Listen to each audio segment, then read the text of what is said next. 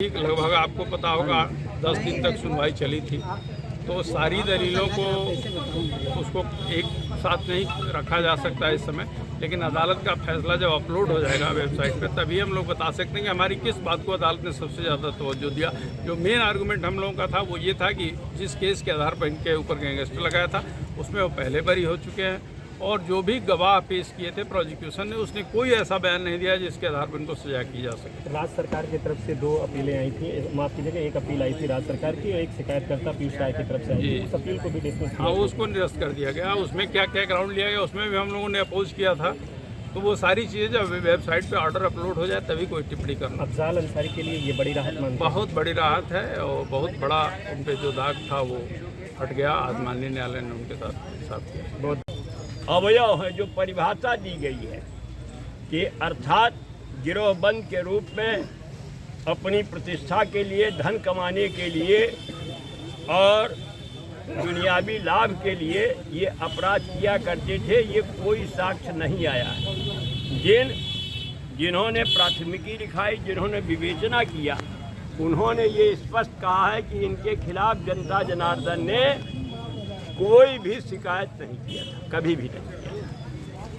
तो ऐसी दशा, ऐसी परिस्थिति में इतना पुष्ट साक्ष्य होने पर भी अगर सजा दी गई थी तो उसको रद्द करना लाजिम हो। क्या ये भी एक आधार था कि जिस केस के आधार पर, कृष्णानंद राय मर्डर केस के आधार पर गैंगस्टर, ये भी आधार था कि उसमें वो दोष मुक्त हो चुके।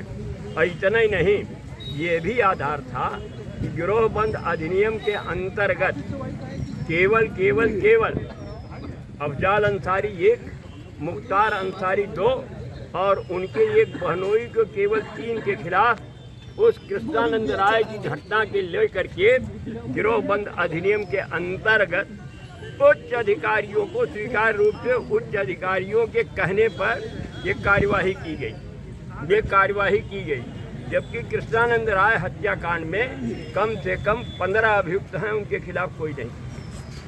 ये कहा कि देखिए, जब कोई साक्ष्य नहीं है, जब गिरोहबंद अधिनियम के अंतर्गत जो प्राविधानिक है वो सिद्ध नहीं किया गया है, तो ऐसी दशा, ऐसी परिस्थिति में सजा जो है वो स्थापित रहने योग्य नहीं। अच्छा सर, अगर हम कहें इसका इम्पैक्ट क्या होगा? ये कहा जा रहा था कि अगर राहत नहीं मिलती है तो उनकी संसद सदस्यता जा सकती है, लेकिन अब क्योंकि वो इस मामले में बरी हो गए हैं, तो क्या इसका इम्पैक्ट उनके राजनीतिक भविष्य पर पड़ेगा? आपको जानकारी के लिए मैं बता दूं, तमाम कुप्रचार और तमाम वो हुआ जैसा कि आया, जब अपील ये पुनर्वास यहाँ पर लंबित था, उसके बावजूद 1,24,000 लगभग 1,25,000 मतों से विजयी हुए।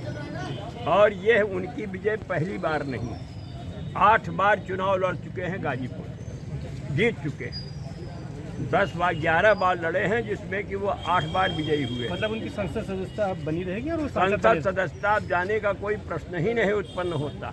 सांसद बने रहेंगे? बिल्कुल बने रहेंगे। उनको शपथ दिला दी गई है और सारी सुविधाएं जो हैं उनको प्राप्त होंगी। अब कोई उनके ऊपर तो है नहीं, पहले वाली जो सजा हुई थी वो रद्द कर दी गई। धन्यवाद जी।